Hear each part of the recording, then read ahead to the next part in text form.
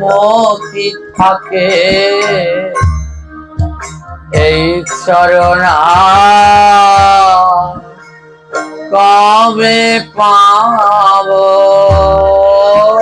বৈষ্ণব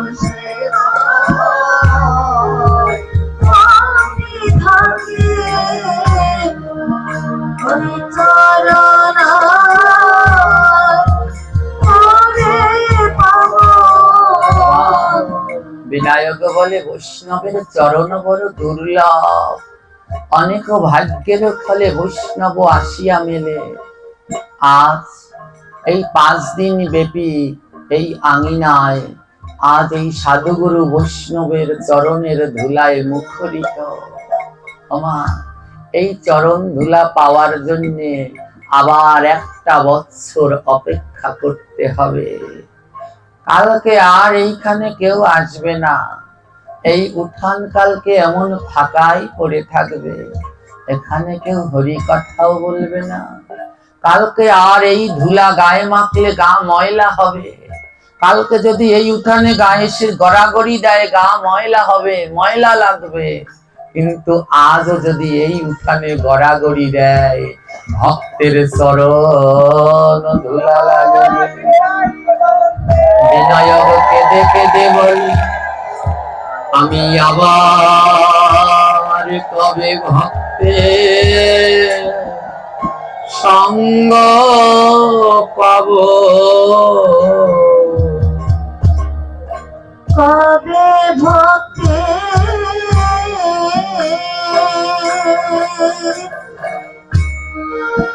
সঙ্গ পাব।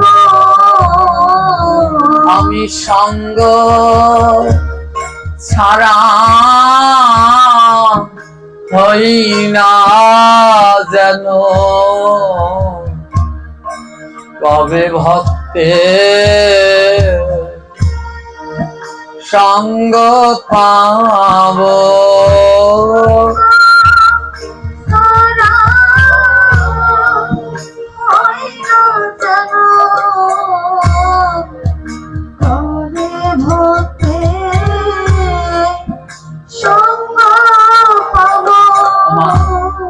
এই জগতে সব থেকে বড় বিরহ, সব থেকে বড় কষ্ট হচ্ছে ভক্ত যখন এক ভক্তকে ছেড়ে চলে যায়, তার যে কি যন্ত্রণা, তার কষ্ট ওই যারা ভক্তি পথে আছে তারা বুঝতে পারে। আমরা যখন এই সবাই একসাথে থাকি, কালকে সব ছাড়াছাড়ি হয়ে যাব, সবাই আবার যে যার জায়গার মতো চলে যাবে। এটাই জগতের নিয়ম। একজন চলে যায় তার জন্য মনে কষ্ট হয়, 2 জন চলে যায় তার জন্য মনে কষ্ট হয়, কিন্তু একদিন তো এই সবাইকে ছেড়ে আমাদের চলে যেতে হবে। সেই দিন যে আমাদের কি কষ্ট হবে, একবার যদি আমরা সেটা ভাবতাম তবে ভক্তের সেবা লেগে থাকতাম। ভক্তের সেবা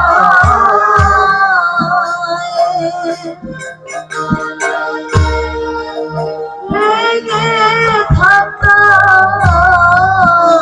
ওই যাওয়ার বেলায় যে কি কষ্ট হবে সেটা যদি বুঝতে পারতাম তাহলেই ভক্তের সেবায় লেগে থাকতাম।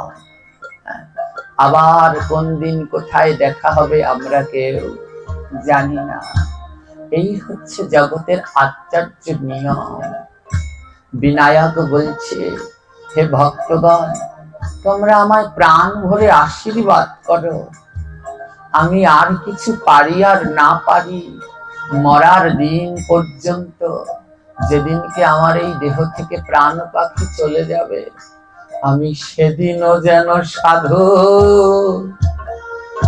সঙ্গ করি। সেদিন সাধু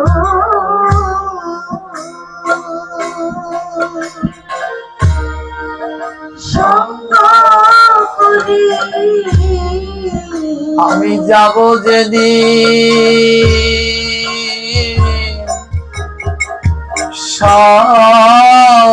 ছাড়ি সেদিনও যেন সাধু সঙ্গ করি যাব।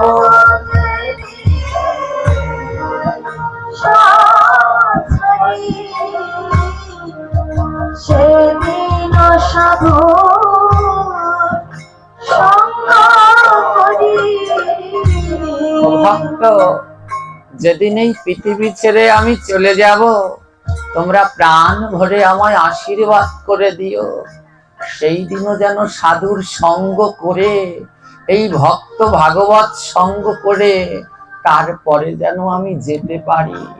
কিন্তু আমি যেদিন চলে যাব, দেহ থেকে প্রাণ পাখিটা যেদিন বিদায় নেবে, সেই দিন তো এই হাত আর নড়বে না।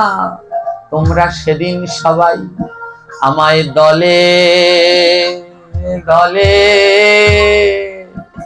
দেখতে যেও। দলে দলে দেখতে যেও। বলি যেদিন যাব সবই ছাড়ি, দলে দলে তোমরা দেখতে যেও।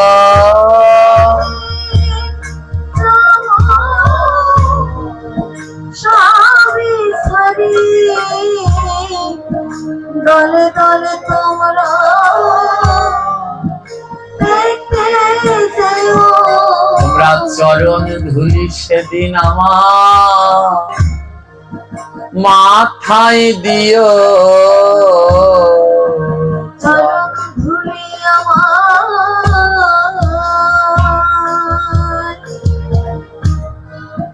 মাথায় দিও।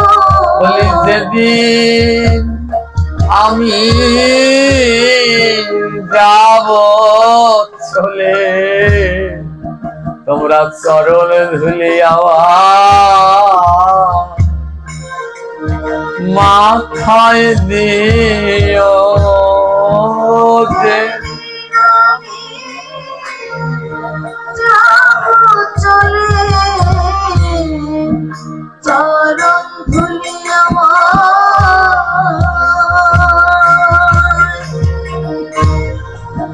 মাথায় দিও। ভক্তরা, যেদিন আমার দেহে প্রাণ বাকি থাকবে না, সেদিন তো আর এই হাত আমি নড়াতে পারবো না। সেদিনই তোমরা সবাই মিলে তোমার চরণের ধুলি, তোমাদের চরণের ধুলায় আমার মাথায় দিও। সেই দিন তো আর মুখে কৃষ্ণ কৃষ্ণ বলতে পারবো না। তোমরা সবাই মিলে আমার নাম শুনাইও। সবাই মিলে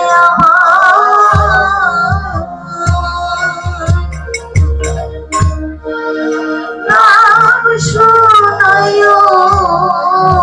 তোমরা সবাই মিলে আমায় সেদিন নাম শুনাইও। সবাই মিলে আমায় সেদিন নাম শোনায়ো। আরে বলহো রিবল বলে আমার শ্মশান ঘাটে নিয়া যাইও।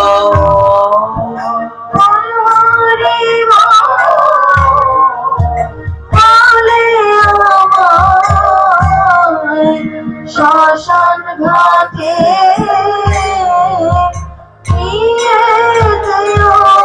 সেদিন কোথায় পাবো আমি সাধু সঙ্গ? কোথায় পাবো আমি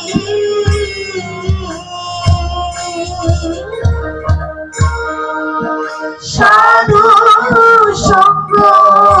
আমি ভক্তের অঙ্গে দিয়া অঙ্গ করব মধু সাধু সঙ্গ।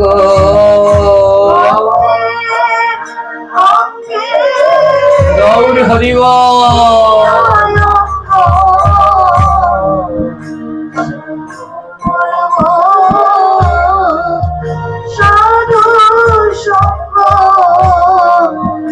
আমি ভক্তের অঙ্গে দেব অঙ্গ ভক্তের অঙ্গে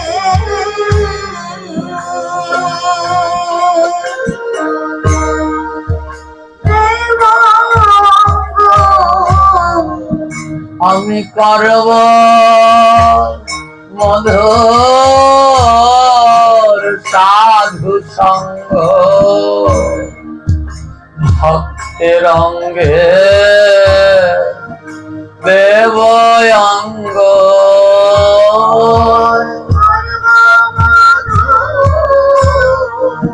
সাধু সঙ্গ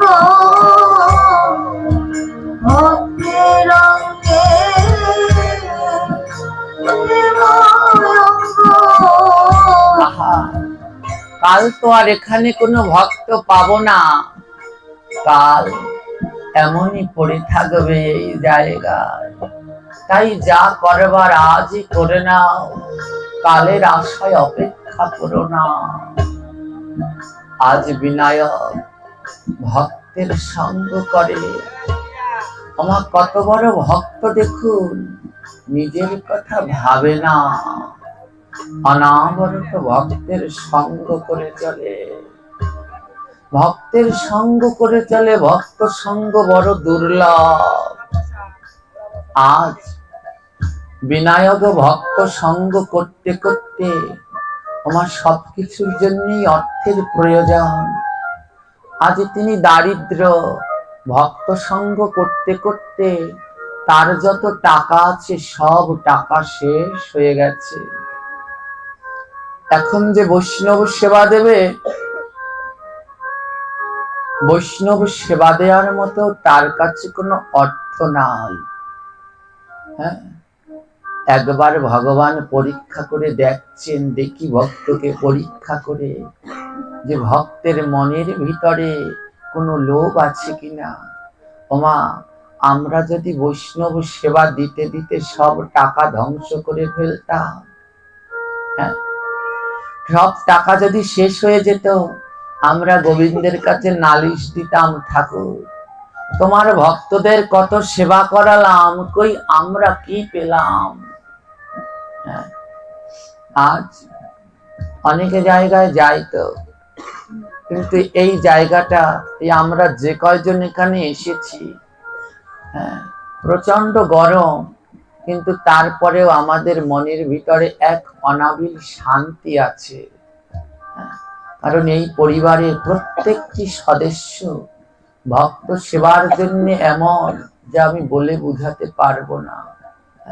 তাদের শুধু একটাই কথা, দাদা আপনারা শুধু আশীর্বাদ করবেন যেন পারি।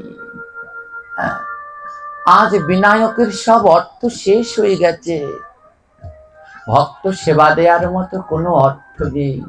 ভগবান সব নিয়ে নিয়েছে। ওই বাবা যেমন ছেলের কাছে বিস্কুট চেয়ে নেয়, তেমনি ভাবে ভগবান সব চেয়ে নিয়েছে। দেখি আমার ভক্তের মনে কোনো রকমের লোভ আছে কিনা।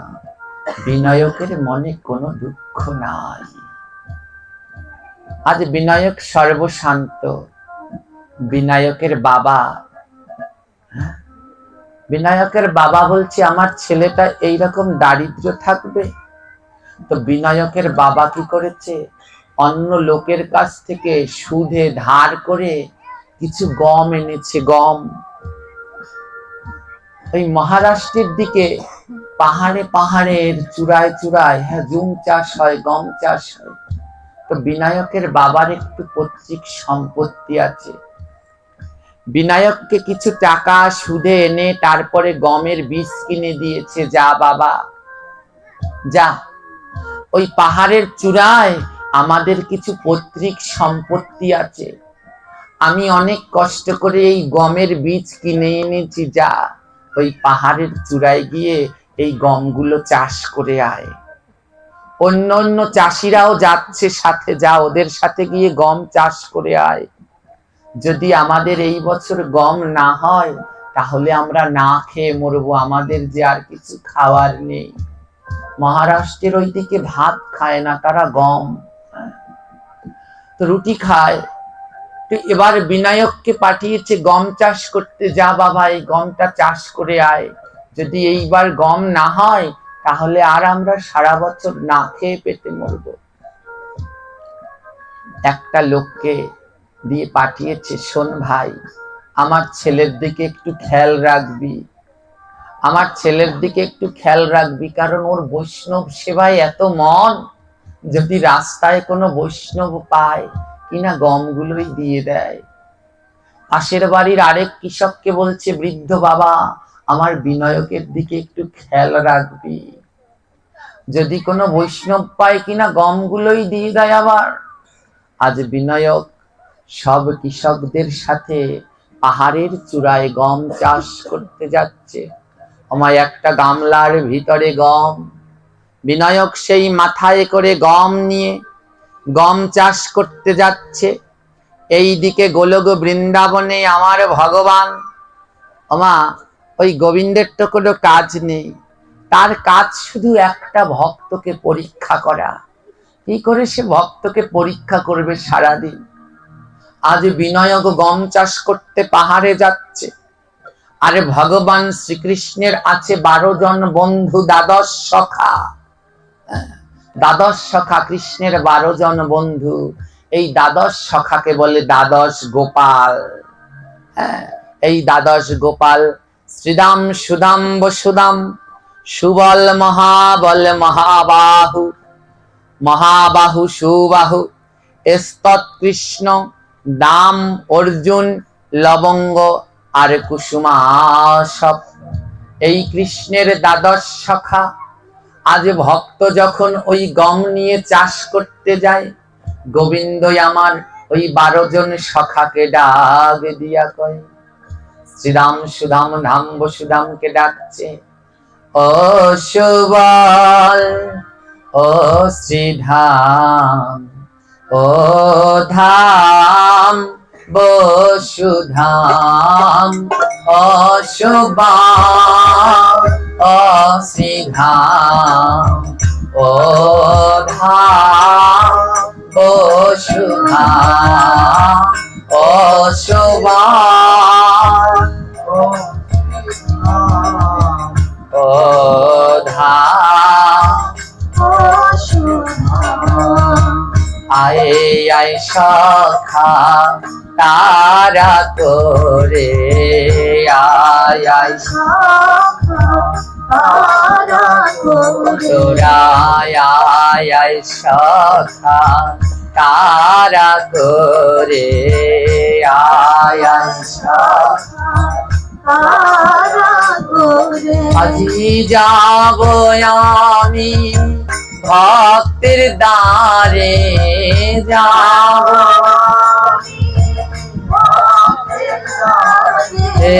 যাব আমি ভক্তের দ্বারে, যাব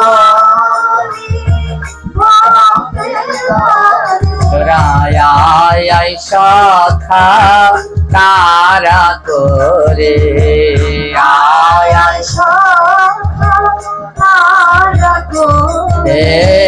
ও সুবল, ও শ্রীধাম, ও সুবল,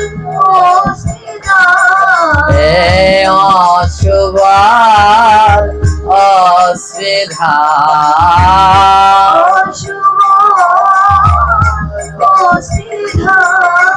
ভগবানে দ্বাদশ সখাকে ডাকছে, শ্রীদাম সুধাম ধাম বসুধাম মধুমঙ্গল, তোমরা তাড়া করে আসো। বলে, কেন কৃষ্ণ? আজ আমি এক ভক্তকে পরীক্ষা করতে যাব। আমার ভক্তের নাম কি? বিনায়ক পট্টরাজ। এরপরে আমাদের একটা পাঠ আছে, সেই পাঠের জায়গাটার নাম খুব সুন্দর, বিনায়কপুর। ভেবেছিলাম এই পাঠটা ওখানে করব, কিন্তু আজ জানি কেন এখানেই চলে আসলো। হ্যাঁ, এই বিনায়ক গম চাষ করতে যাচ্ছে, মাথার ভিতরে গমের বীজ, 1 গামলা গম নিয়ে যাচ্ছে। আর ওই পাহাড়ের উপরে তো উঠতে হবে, আসতে হবে, তো কি খাবে? বাবা কটা আলু দিয়ে দিয়েছে, বলছে এই মিষ্টি আলুগুলো নিয়ে যাও, এগুলো আগুনে পুড়িয়ে খাবে। গম আর মিষ্টি আলু নিয়ে রওনা দিয়েছে পাহাড়ের চূড়ায় বিনায়ক গম চাষ করবে। অন্য অন্য কৃষকরাও সাথে সাথে যাচ্ছে। বাবা সব কৃষকদেরকে বলছে আমার ছেলেটাকে একটু দেখো, অত বড় দয়ালু, আবার কিনা কাউকে গমের বীজই দিয়ে দেয়। যদি গম চাষ এবার না হয় আমরা না খেয়ে মরবো। আর এইদিকে গোবিন্দ দ্বাদশ গোপালকে ডেকে, সখাদের ডেকে বলছে সখা আমার সাথে চলো। সখারা বলে কোথায় যাবে কৃষ্ণ? বলে আজকে আমি আমার ভক্তের দ্বারে যাব, আমার এক প্রিয় ভক্ত আছে সেইখানে যাব, ওখানে গেলে অবশ্যই ভালো মন্দ খাবার পাবো, তোমরা আমার সাথে চলো। হ্যাঁ, তো সখারা বলে তাহলে চলো। কৃষ্ণ বলে শোনো, এমন রূপে আমি যেতে পারবো না। এই যে দেখো না চূড়াবাসী পড়ে আছি, এই চূড়াবাসী নিয়ে আমি যেতে পারবো না, তোমরা একটু দাঁড়াও, আমি একটু চূড়াবাসী গুলো একটু অন্য সাজে সেজে আসছি। দ্বাদশ সখা দাঁড়িয়ে রয়েছে, ভগবান কৃষ্ণ আমার দ্বাদশ সখার সম্মুখে এসে দাঁড়িয়েছে। যখন দাঁড়িয়েছে দ্বাদশ সখা দেখে কৃষ্ণের গায়ে চূড়া নেই, মাথায় চূড়া নেই, হাতে বাঁশি নেই, পায়ে নুপুর নেই, মুখে হাসি নেই। দ্বাদশ সখা বলছে কৃষ্ণ এ তোমার কেমন রূপ? হ্যাঁ, দ্বাদশ সখা ডেকে ডেকে বলছে কৃষ্ণ তোমার চূড়া কোথায়, কৃষ্ণ তোমার বাঁশি কোথায়, চূড়াবাসী কোথায় রাইখাছ? হরে কৃষ্ণ হরে কৃষ্ণ সবাই মিলে কৃষ্ণ কৃষ্ণ হরে হরে উচ্চস্বরে মায়েরা রাম হরে রাম রাম রাম হরে হরে। হে কৃষ্ণ তোমার মালা কোথায়, কৃষ্ণ তোমার বালা কোথায়, মালা বালা কোথায় রাইখাছ? হরে কৃষ্ণ হরে কৃষ্ণ গৌর হরি বল। হরে হরে সবাই মিলে করো তালি দিয়ে হরে রাম রাম রাম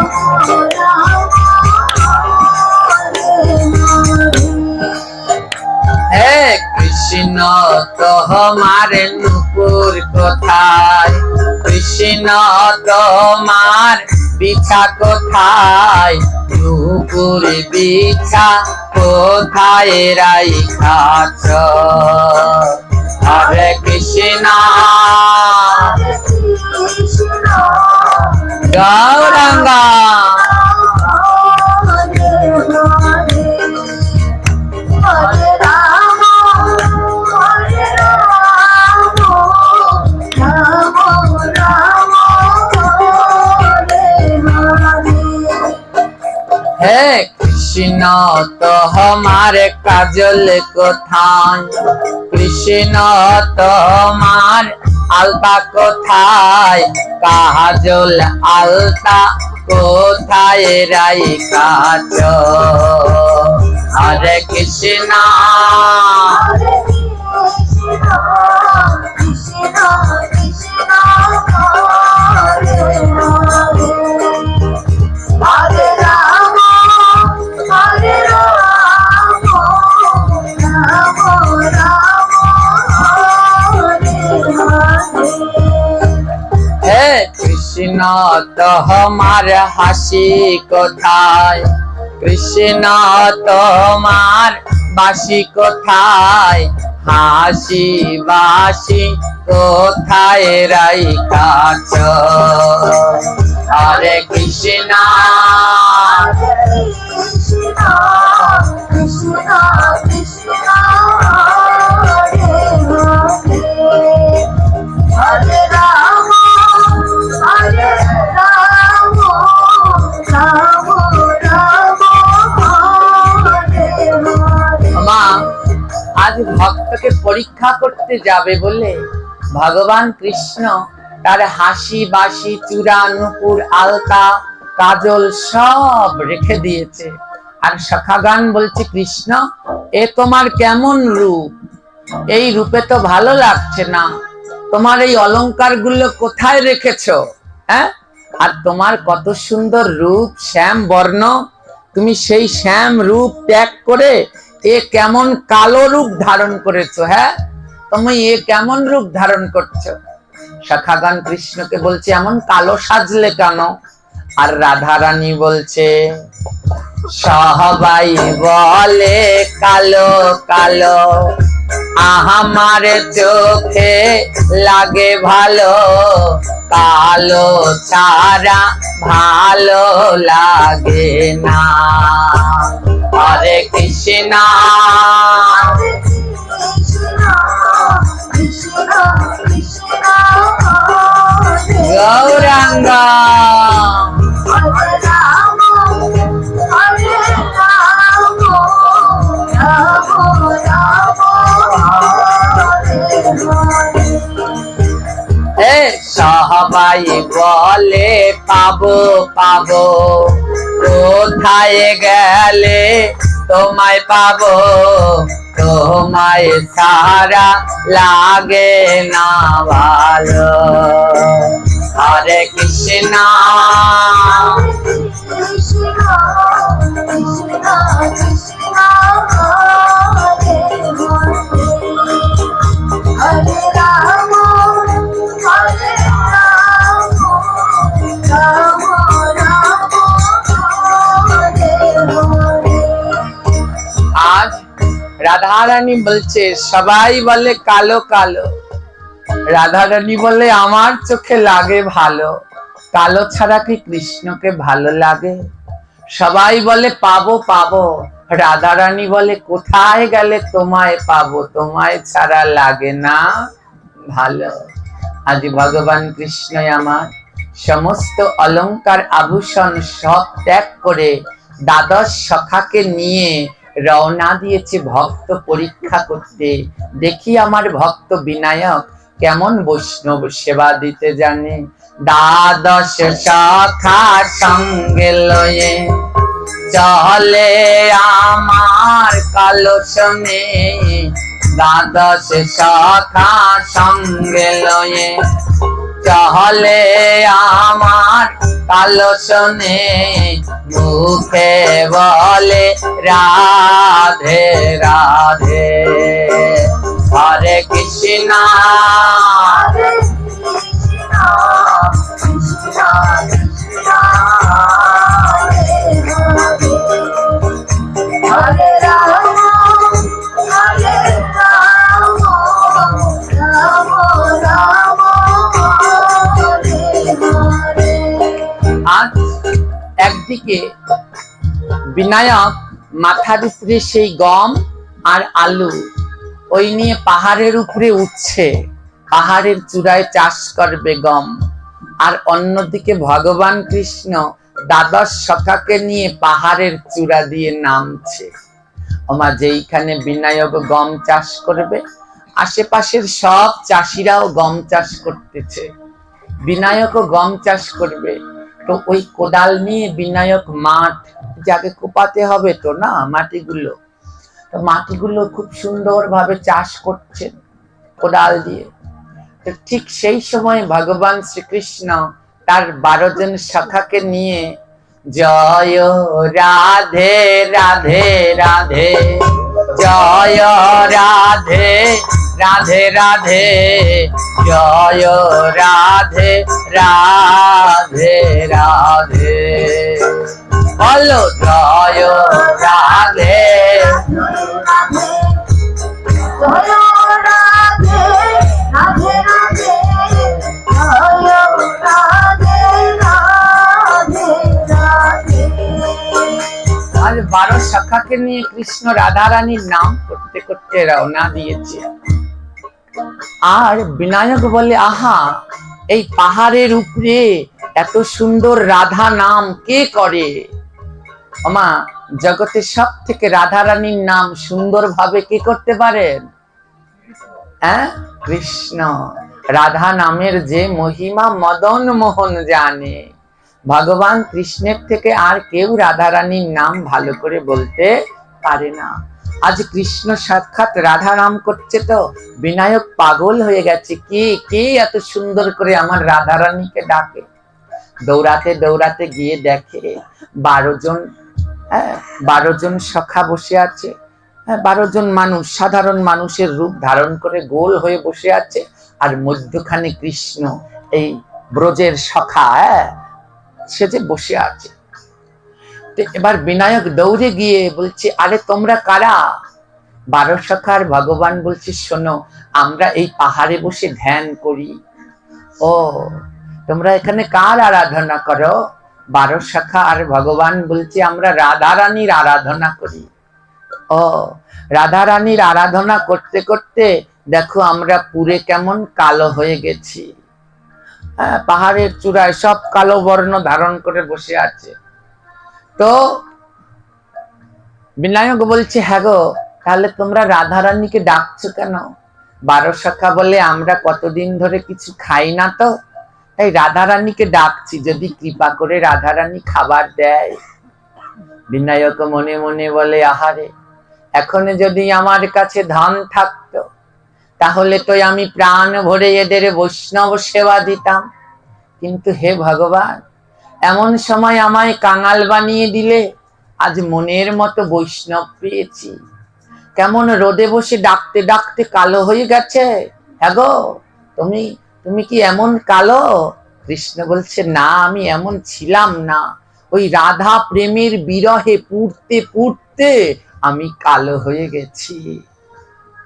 বিনায়ক তো আর চিনতে পারেনি ও সাক্ষাৎ কৃষ্ণ। বিনায়ক মনে মনে বলে, আমি যদি এমন বৈষ্ণব আগে পেতাম, প্রাণ ভরে বৈষ্ণবের সেবা দিতাম। আজ আমার কপাল দেখো, আমার বৈষ্ণব সেবার কিচ্ছু নেই। আমার বিনায়কের হঠাৎ মনে পড়েছে, কি আশ্চর্য, আমার কাছে তো গম আছে। বাবা বলেছে এই গম চাষ করবি, নইলে আর এবছর খাবার হবে না। বিনায়ক মনে মনে বলে, গম চাষ করব পরে, আগে বৈষ্ণব সেবা দিয়ে নেই। বিনায়ক করেছে কি, বাবা পাঠিয়েছে গমের বীজ দিয়ে লাগাতে। বিনায়ক ওই পাহাড়ের উপর থেকে 2টি পাথর সংগ্রহ করে এবার ওই পাথর দিয়ে গম ফিসে গুঁড়ো করছে। গুঁড়ো করে তা দিয়ে আটা বানিয়ে নিয়েছে। এবার পাথরে পাথরে ঘষে আগুন জ্বালিয়ে সেই আটা দিয়ে রুটি তৈরি করেছে। আর বাবা যে আলু দিয়েছিল, মিষ্টি আলু পুড়িয়ে ভালো মতো মাখিয়ে শাল পাতায় করে নিয়ে এসেছে। শাল পাতায় করে নিয়ে ওই 12 সখা আর ভগবান কৃষ্ণের সম্মুখে দিয়েছে। ভগবান কৃষ্ণ বলে, বিনায়ক। বিনায়ক লাভ দিয়ে উঠেছে, আরে তুমি আমার নাম জানলে কি করে? ভগবান বলে, আমি ঋষি তো, এখানে বসে ধ্যান করি, ধ্যান করে সব দেখতে পাই। অবিনায়ক, তোমার বাবা বলেছে এই গম চাষ করতে, গমের বীজ।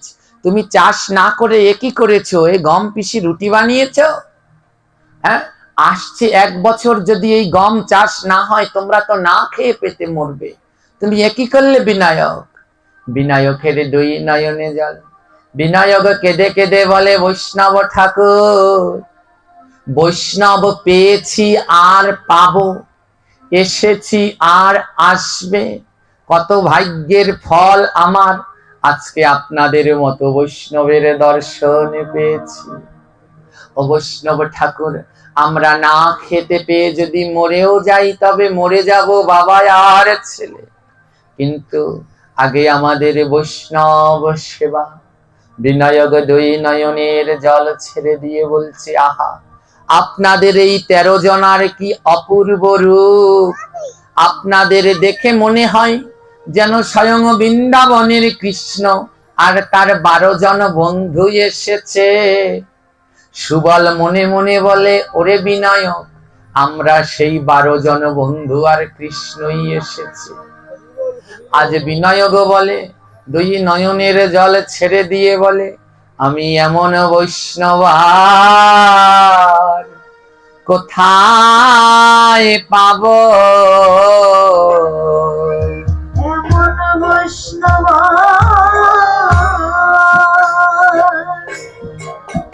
কোথায় পাবো? আজি প্রাণ ভরে ভক্তে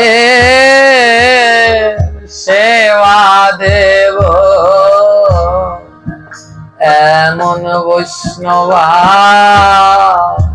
কোথায় পাব? প্রাণ দেব এমন বৈষ্ণব কোথায় পাবো? আহা, যার রূপ এত সুন্দর, যার বন্ধুরা এত সুন্দর, এই বৈষ্ণব কি আর পাওয়া যাবে? তাই হে বৈষ্ণব, আমরা গম আবার পরের বার চাষ করতে পারবো। যদি গম চাষ না করে আমাদের খাবার না জোটে, 1 বছর না হয় লোকের দ্বারে ভিক্ষা করে খাবো, কিন্তু তোমাদের মতো এই রকম বৈষ্ণব কোথায় পাবো? তাই আগে বৈষ্ণব সেবাটা প্রাণ ভরে দিয়ে নেই। আজ প্রাণ ভরে ভগবানকে আমার সেবা করালো, ভগবান ভক্তের সেবায় এত সন্তুষ্ট হলো। আজ প্রাণ ভরে বিনায়ককে আশীর্বাদ করছে, বিনায়ক তোমার ভক্তির আর বৃদ্ধি হোক। দ্বাদশ সখাকে নিয়ে গোবিন্দ আমার সেই গমের আটা আর আলু পোড়া খেয়ে চলে গেলেন। আলু পোড়া খেয়ে গোবিন্দ আমার চলে গেলেন। আর এইদিকে কি হলো, তার সাথে যে চাষ করতে এসেছে তারা সবাই দেখতে এসেছে বিনায়ক চাষ করে কিনা।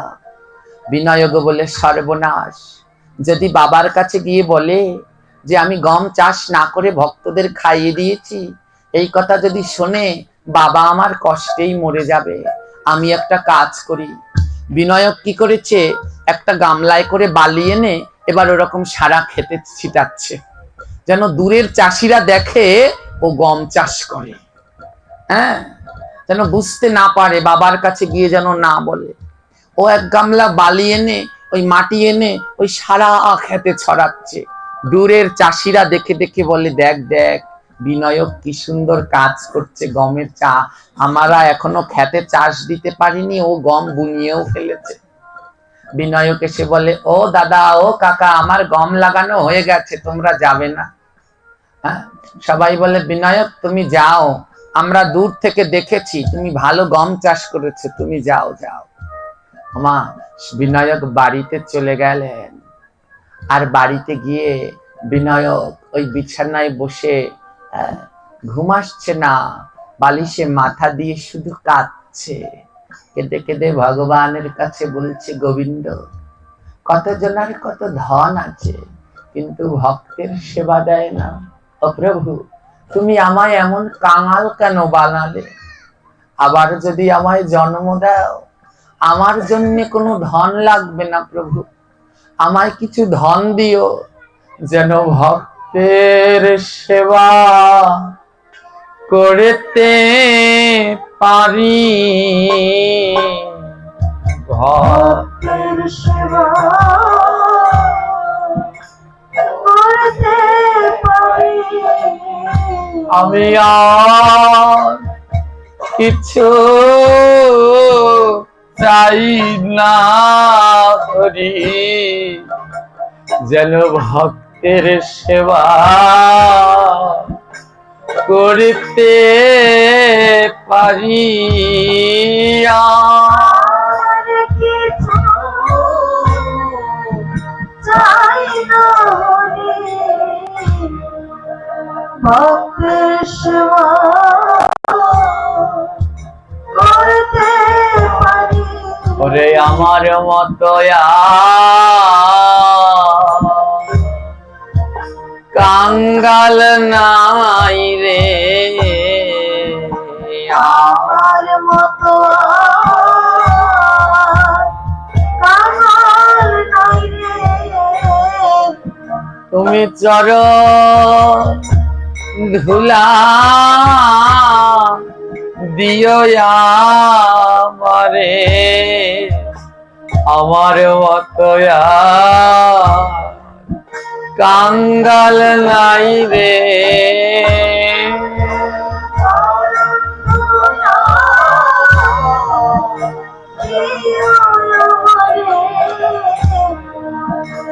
আমার মতো কাঙাল নাই রে। তুমি আবার যদি আমার জন্ম দাও গো, আবার যদি আমার জনম দাও গো, ওই ভক্তের সেবা করতে দিও, আবার যদি আবার জন্ম দাও গো, ভক্তের সেবা করতে দিও, আবার যদি আমার জনম দাও গো, আমায় পথের কাঙ্গা করে দিও, পথের কাঙাল করে দিও। ও ভগবান, যদি আবার আমায় জন্ম দাও, প্রয়োজনে আমায় পথের কাঙ্গাল করে দিও, কিন্তু তাও আমায় ভক্তের সেবা থেকে তুমি বঞ্চিত করো না, যেন প্রাণ ভরে সেবা করতে পারি, প্রাণ ভরে সেবা করতে পারি। মা, বিনায়ক কেমন ভক্ত দেখেছে, ভগবানের কাছে নিজের জন্য চায় না, নিজের জন্য ভগবানের কাছে চায় না, বলছে প্রভু আবার যদি জন্ম হয় আমায় পথের কাঙ্গাল করে দিও, কিন্তু তাও যেন তোমার ভক্তের সেবা করতে পারি। আজ ভক্ত বাঞ্ছা কল্পতরু আমার গোরারায়, ভক্ত ডাকিলে প্রভু রহিতে না পারে হাই।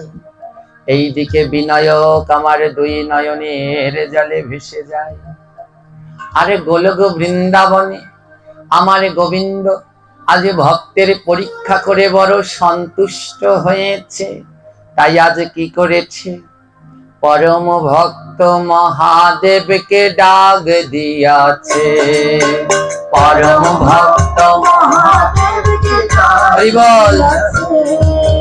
পরম ভক্ত মহাদেবকে ডাক